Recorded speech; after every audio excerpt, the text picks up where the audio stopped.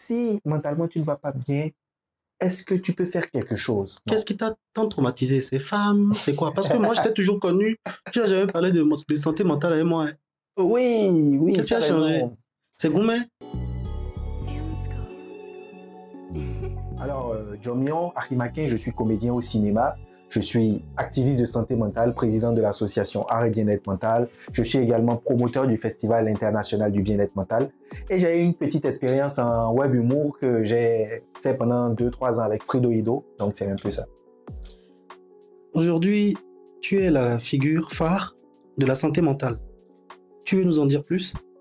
Bon, figure phare, je ne dirais pas parce qu'il y a des gens qui faisaient quand même le travail avant moi. Mais je suis en tout cas venu avec le festival pour aider les gens, tous ces gens-là qui travaillaient déjà autour de la santé mentale, à vraiment fédérer leurs forces et travailler ensemble. Et surtout à mettre l'art dans lequel je suis au quotidien au service de la santé mentale. Donc, c'est un peu ça. Et santé mentale, parce que c'est la chose la plus importante.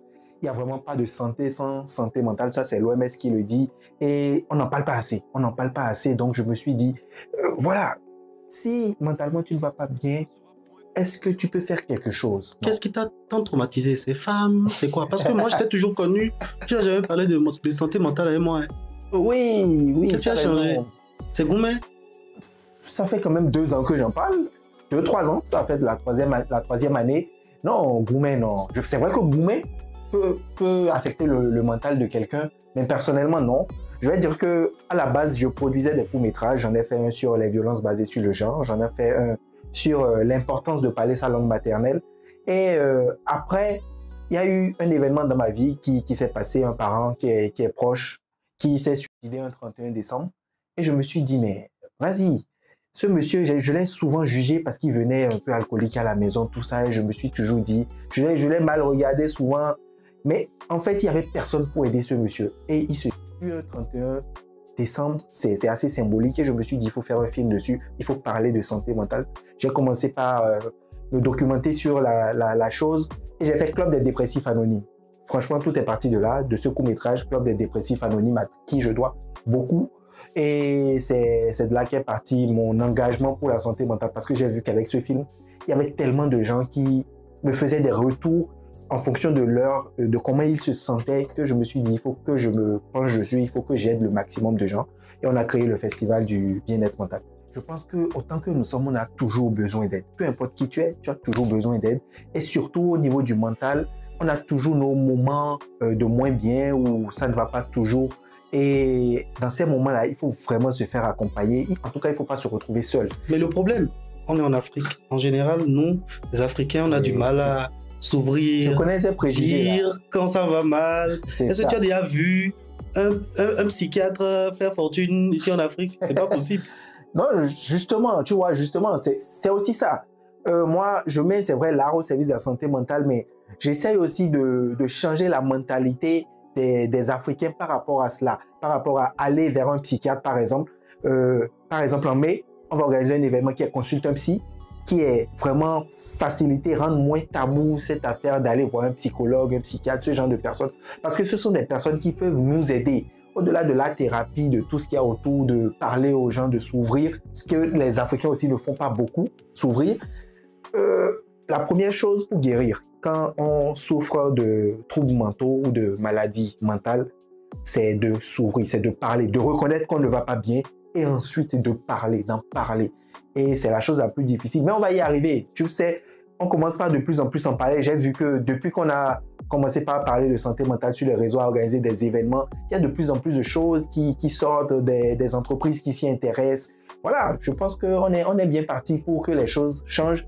Mais c'est la chose la plus importante. Soyons sûrs de ça, soyons clairs dessus. C'est vraiment la chose la plus importante pour un humain. Que tu sois champion d'athlétisme, footballeur, politicien, je ne sais pas quoi. Tant que tu ne vas pas bien dans la tête, sincèrement, il y a très peu de chances que tu fasses quelque chose de concret. D'accord. Est-ce qu'il y a des gens qui te soutiennent dans ton combat? Financièrement, je veux le dire. Est-ce que tu as des partenaires, des sponsors? Est-ce que le gouvernement y contribue? Est-ce que tu n'es pas tout seul dans cette histoire?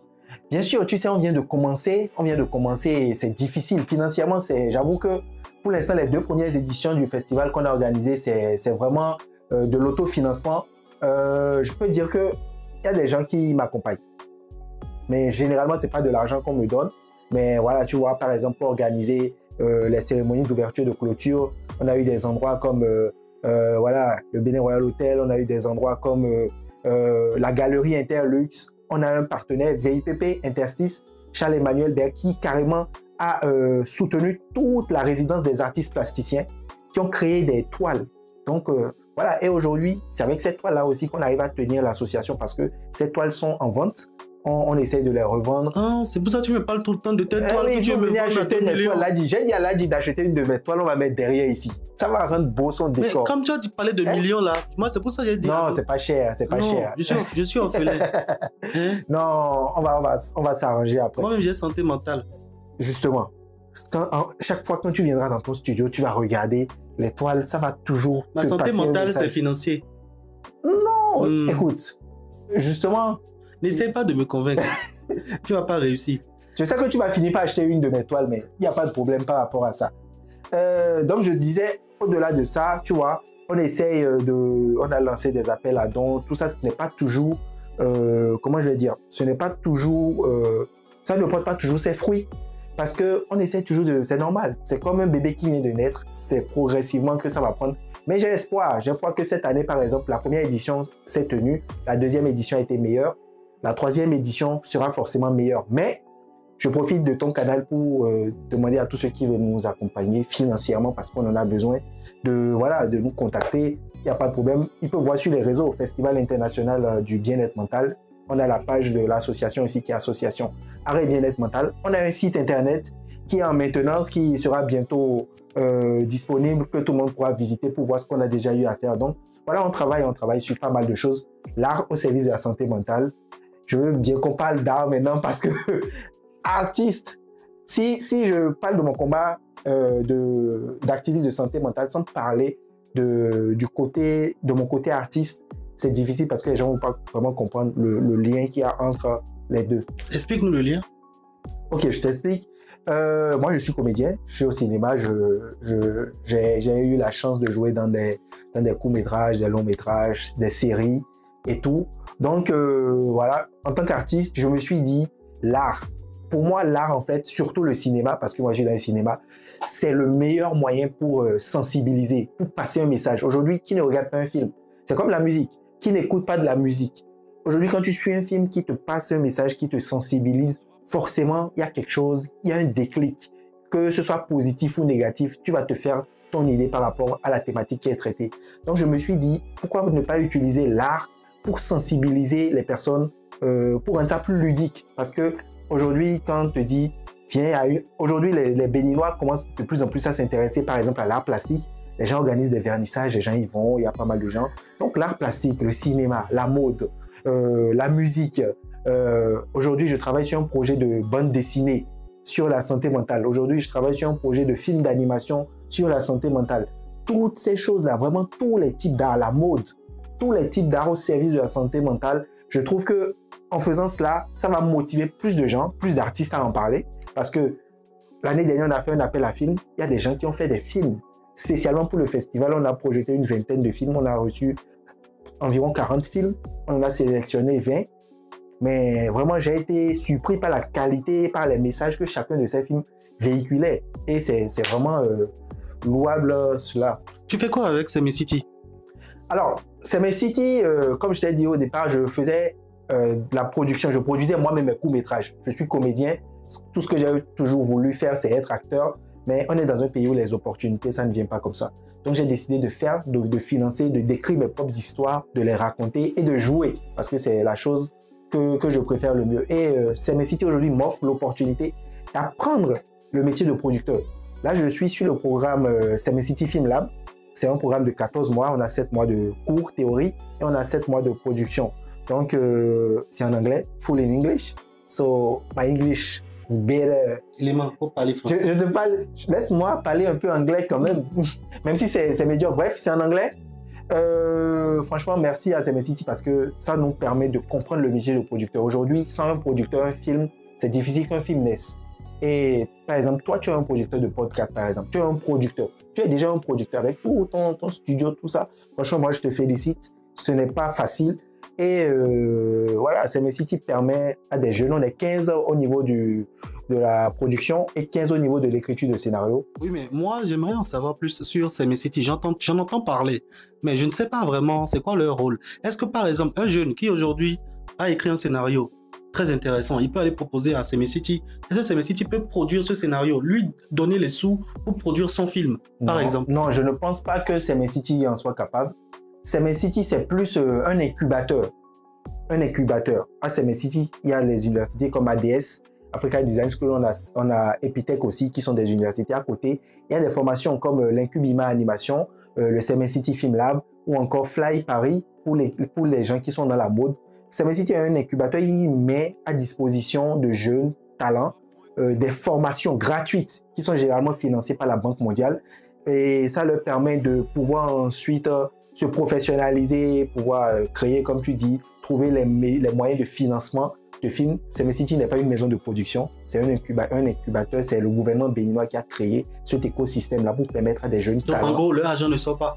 Si, ça sort, mais c'est de l'argent qui est... Écoute, on te met à disposition des Macs quand tu viens en cours, la formation est gratuite, que tu pourrais payer à des millions, c'est gratuit. Les formateurs, par exemple, moi j'ai travaillé avec une formatrice américaine, une prof américaine, là il y a une Kenyane qui vient bientôt. Bref, je pense que c'est de l'investissement, on investit en des talents pour qu'ils puissent ensuite être indépendants. Et je pense que c'est un peu ça, Semecity. Je vois. Tu as ta place là-bas, tout le monde a sa place là-bas. C'est l'information. Je pense que c'est l'information qui manque à beaucoup de gens. Même au niveau de santé mentale, de cinéma, de n'importe quoi, les gens ne sont pas généralement informés. Donc, en apportant l'information, par exemple, avec ce qu'on est en train de faire là, en apportant l'information, les gens peuvent aller chercher maintenant et trouver les moyens de pouvoir se trouver une opportunité, se créer un réseau, parce que le réseau aussi, c'est très important dans cet écosystème. C'est vraiment dommage parce qu'au Bénin, tu as l'impression que si tu n'es pas dans un réseau, tu ne peux rien faire. Tu as l'impression que il ne suffit pas juste d'écrire un mail, de faire un épisode témoin, d'envoyer le mail joint au directeur de telle structure et attendre une réponse. Non, il faut avoir un réseau, il faut connaître quelqu'un qui connaît quelqu'un. Et c'est dommage qu'en 2025, on en soit toujours réduit à ça. C'est trop dommage. Je comprends, j'entends ce que tu dis, mais je pense que même aux États-Unis, c'est toujours une question de réseau. Quand tu vois dans les films à Hollywood, par exemple, c'est toujours les mêmes acteurs que tu vois. Il y a très peu, il y a à chaque fois deux nouveaux talents qui viennent. Quand moi je commençais le cinéma, par exemple, je ne connaissais personne. Quand on a commencé par faire les vidéos avec Fudo, on ne se connaissait pas. Mais ça a permis, aujourd'hui, je fais partie de ton réseau, tu fais partie de mon réseau. Tu vois un peu la chose. Donc, ce que je conseille aux gens, c'est déjà d'aller chercher eux-mêmes. Aujourd'hui, avec Internet, franchement, tu peux tout avoir comme information. Cherche les différents moyens. Va au festival. Si tu es dans le cinéma, allez sur les festivals. Allez, et par exemple, la dernière fois, ils ont organisé un truc, le cinéma, la place des femmes, dans le cinéma, dans les séries africaines. Par exemple, un truc comme ça, on a rencontré des gens, les acteurs de la série apparents, c'était là, les producteurs, tous ces gens-là. Allez à ces endroits-là, rencontrez les gens. Parlez de vous, dites, ah, je suis comédien, ah, je suis scénariste, ah, je suis producteur, j'ai envie. Il y a toujours quelqu'un qui finit par vous écouter et à vous donner l'opportunité, c'est à vous de saisir cette opportunité-là. Après, le réseau se crée naturellement. De toute façon, si moi j'ai un film, toi tu as un film, instinctivement, tu penses à moi et tu m'appelles et tu me demandes même de te trouver des gens. Je ne peux que te proposer les gens que je connais. Malheureusement, c'est comme ça. Mais il y a toujours de la place pour quelqu'un qu'on ne connaît pas et qui a du talent. Si tu as du talent et que tu te donnes les moyens, je pense que tu peux arriver le plus haut possible. Moi, je veux aller à Hollywood. Je ne sais pas comment, mais je sais que je vais y arriver. Je n'ai personne là-bas, je n'ai pas de réseau, mais je sais que je vais y arriver petit à petit. Au départ, personne ne connaissait Jomyo. Aujourd'hui, on se fait connaître de plus en plus et ça ne peut que progresser si on garde la rigueur et si on essaie de maintenir le cap parce que c'est beaucoup de travail et beaucoup de sacrifices. Je t'ai vu au FINAB. Tu as fait quoi exactement là-bas? Est-ce que ça t'a apporté quelque chose de parler du bien-être mental et tout? Le FINAB, franchement, ça m'a beaucoup apporté parce que j'ai rencontré des gens intéressants. Par exemple, aujourd'hui, je suis en contact avec le DG du massage. J'ai rencontré des gens qui peuvent me permettre d'étendre mon réseau à l'extérieur du pays. Mais j'étais sur le FINAB en tant que partenaire avec l'association et bien-être mental. On a co-organisé la conférence débat sur le thème justement l'art une thérapie efficace pour votre santé mentale. Pourquoi et comment? J'étais avec une psychologue, la psychologue Ulermine Lodonou et Jamil Mamagao qui est un artiste slameur. Donc il y avait des gens intéressants, il y avait Didier Awadi qui était présent, j'ai pu rencontrer tous ces gens-là et il y avait aussi beaucoup de jeunes de curieux qui sont venus et qui ont découvert notre travail. On a exposé aussi quelques-unes des toiles que tu vas acheter. on a aussi exposé quelques-unes des toiles. Et puis voilà, ça m'a beaucoup apporté. Je félicite vraiment Monsieur Ulrich Adjovi pour le travail. Et Rosette Kelani, que les gens ne connaissent pas, mais qui est la chef projet du FINAB. Franchement, elle a abattu un travail monstre. Si vous voyez toutes les activités qui sont organisées, moi j'organise un petit festival, je sais à quel point c'est difficile. Donc chapeau bas et oui, le FINAB, ça m'a beaucoup apporté. Donc actuellement, tu es milliardaire? Non, quand je dis ça m'a dit, pourquoi tu penses instinctivement à l'argent? Tu sais, on est jeune, c'est aussi ça le truc.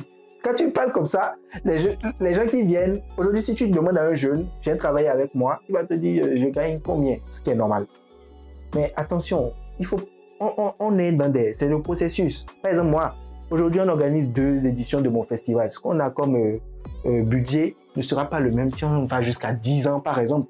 Et ce n'est qu'au bout d'un moment, on ne fait pas forcément ça pour gagner de l'argent parce qu'on sait que l'argent va venir. L'argent va venir. Si tu te concentres sur ton travail et que tu te donnes tous les moyens, peu importe qui tu es, que tu sois vendeur de je ne sais quoi, même le métier qu'on considère comme le moins lucratif, il y a des gens qui arrivent à en vivre et qui font fortune dedans. Donc je pense que l'argent, ce n'est pas la chose la plus importante. La plus importante, c'est la passion et la motivation. Ce sont les 2 choses les plus importantes. La résilience, enfin, la patience, la passion, la résilience, tout ce que vous voulez, mais l'argent vient après. L'argent, ce n'est pas le plus important. Le plus important, c'est il faut que tu sois passionné. Il faut que tu sois motivé. Si l'argent n'est pas le plus important, pourquoi est-ce que tu me demandes de te payer tes toiles? Tu peux m'offrir les toiles, non? En fait, quand je dis l'argent n'est pas le plus important, je parle à quelqu'un qui est en train qui veut se lancer dans un métier. S'il est en train de suivre l'argent, c'est vrai, qui se disent à un moment, je vais gagner beaucoup d'argent. Mais qui ne viennent pas en espérant gagner beaucoup d'argent là tout de suite. Ce n'est pas possible, tu dois faire des sacrifices. Ce sont ces sacrifices-là qui vont te permettre de un jour pouvoir dire oui, j'ai souffert, mais aujourd'hui je suis à l'aise. Et aujourd'hui, les jeunes ne comprennent pas ça. Les jeunes ne comprennent pas ça et c'est ça qui fait mais honnêtement, dans tous les sens. Honnêtement, au Bénin, dans notre milieu, il y a quand même beaucoup de gens qui nous mettent des bâtons dans les roues. Oui. Que ce soit par sorcellerie ou par sabotage. J'entends ce que tu dis là, je suis d'accord. Tu en as vécu des expériences similaires? Non, franchement, les bâtons dans les roues, je n'aime pas trop dire, enfin, je ne sais pas si j'ai vécu parce que je ne me concentre pas dessus. Mais forcément, on ne peut pas être aimé par tout le monde. Il y a forcément quelqu'un qui n'aime pas du tout déjà ton être sans raison ou bien qui n'aime pas, qui a envie juste que tu n'évolues pas.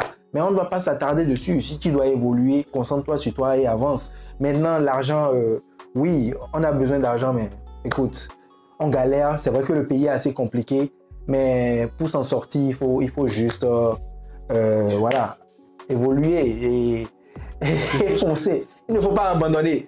Je suis fan de John Cena. John Cena, il dit « Never give up ». So, never give up. Et avançons. Le meilleur moyen de passer un message, c'est de passer par l'art et on le fait assez bien. C'était Jomion sur le Ladi Talk. Oh, donnez-lui à boire. Les gars, là, parlez. Tiens!